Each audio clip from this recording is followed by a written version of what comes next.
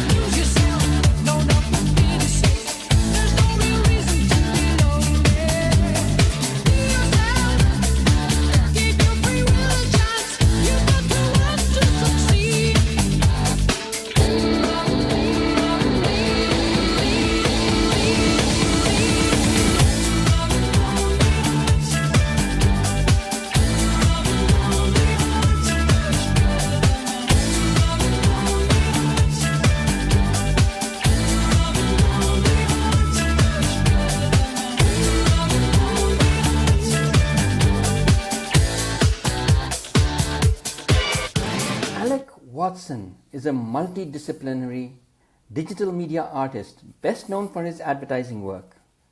As a photographer, his work has graced magazine covers, movie posters, album covers, and a multitude of advertising from Coca-Cola and Starbucks to head of states.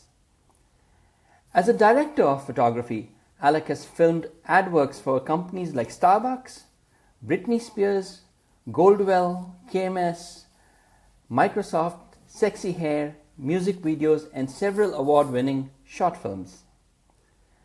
Alec started as a recording engineer and earned platinum and gold records for record production, songwriting, keyboards, and backing vocals. He graduated top of his class in digital media design at Harvard and the Global Cinematography Institute in Hollywood. What a treat to have him as a speaker at Canadian Imaging Conference 2026, and I have the pleasure of introducing him to you today. Welcome, Alec. Oh, well, thanks. I am excited to chat, and and bashful about hearing my own bio. It's not very Canadian to talk about ourselves in that way. So yeah, hearing that, yeah, And that was just the tip of the iceberg so far thanks. as your achievements are concerned. So, talking of achievements, Alec, why don't you tell us about who Alec Watson is and your journey that brought you to the enviable position of a highly sought after photographer and filmmaker?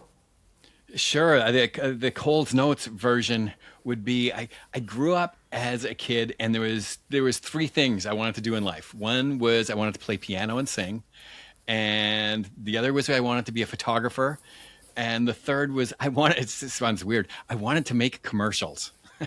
It's just like, what kid wants to make commercials? But and so I did all those things as a kid, and as a kid, my parents couldn't afford a piano for me to play piano. So I played air piano and sang. And eventually they got me an accordion, which, which was the first instrument we could afford.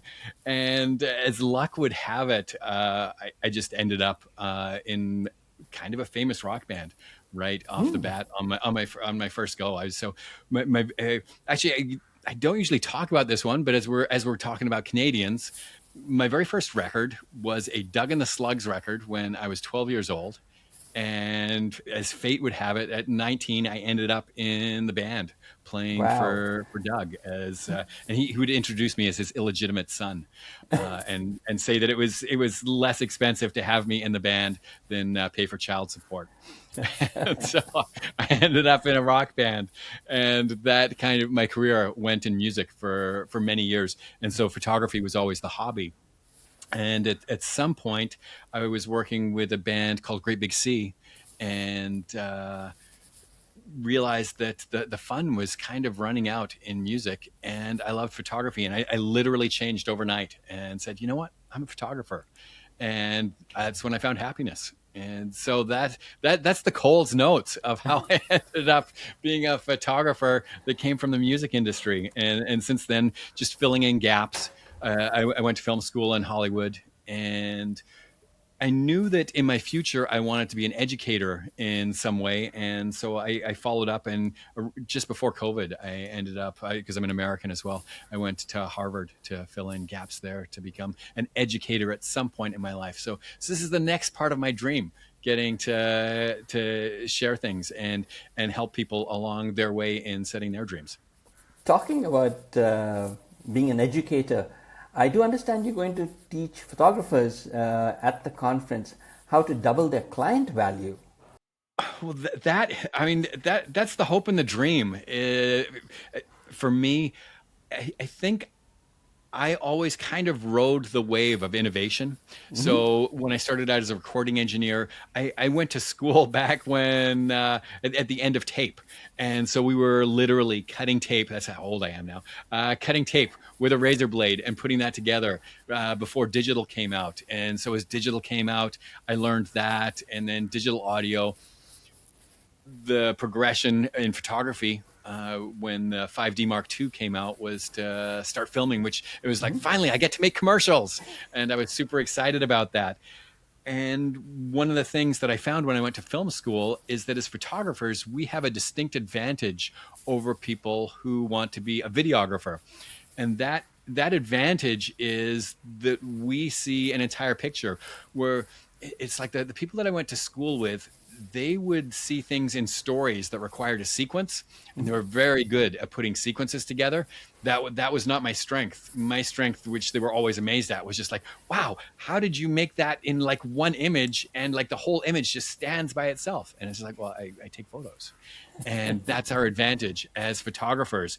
And so my hope is that I can shine some light on what our strengths are, and how with a few little technique things we can fill in the gaps to tell the visual story in a different way, because we've got these amazing hybrid cameras that are honestly better than probably $100,000 camera in maybe 2014, and we were making very good films in 2014, let's be honest.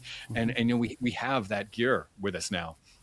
So there's Yeah. no reason that we shouldn't be able to, increase our income as our clients are looking for video and stills. Yeah, and I think a lot of photographers who will be at the conference, they have the gear, and Exactly. Yeah. they just hesitating, like me, hesitating Yeah. getting into video, even as the clients go to other videographers for their jobs. Yeah, well, one of the things that I found on sets, which was a real game changer for me, was I looked at that probably 2014 again, was when I was first looking at that, going, "Wow, I'm competing against these people for time," and so I'm working on a production. I have to shoot in this studio, and then there's a film crew, and we each have to come out with the best assets that we can, and we're not working together at all Right. because we're in the way of each other. We're tripping over each other. And I thought to myself, well, what if we were on the same team? What if we had exactly the same team, and then we're working together? We're thinking about the lights. How are we going to light this? How are we going to tell this story?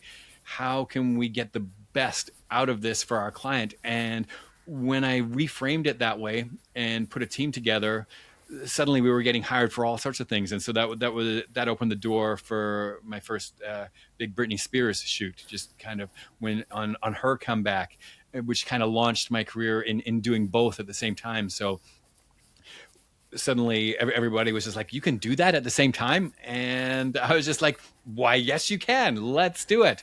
And so since then, pretty much every set I'm on, and we're doing it as a team. Like I can do it as a single, as a one man band, but on the production level of stuff that I'm on, it's definitely a team effort to be able to do that. But I can for sure show people how, with a very small crew or even a team of one, you can absolutely do both of those things at the same time and think your way through. And so that's my goal, is to have everybody walk away going, you know what, I can do that. And I can not only take that as a job, I can do it really well and raise the bar on who my clients are. Wow, that's amazing. And most photographers are solo acts. Yes. So, if there's somebody sitting on the fence right now wondering whether I should attend the conference or, not, whether I should attend Alec Watson's lecture or not, what would you tell them? Okay, why should people come and see me speak? Sales hat on. Okay, here we go. Well, obviously, when you film and video, which we're going to talk about, you can charge your clients more money. We're going to make you more money right off the bat, giving your clients something that they obviously want. So, there's the obvious bonus there. But I will tell you something as a photographer. Moving into some of the video things that I did completely changed my world in ways in which I take photos. So I was challenged when I went to school for cinematography, both in Hollywood and actually at Harvard. And they always wanted me to think about the way the story felt. As a photographer, I was very subject focused. And how do I light somebody? How do I tell this story and how I'm lighting them? In cinematography, the camera itself is actually a character that plays in the story. And so that's why choices of lenses and static shots, moving shots, how the shots move, tell the story as a viewer in very different ways. And a lot of this actually applies to the camera. So I'm going to take you through cinematic language, the visual language of cinema. Some of you kind of inherently know this, but I'm going to codify it for you. So you're looking at something going, oh, I know exactly why they're moving here and why I might want to move here, or why I might want to be stationary here, why I want to lock down and frame this way. What does that story tell? This changed for me the way that my images felt.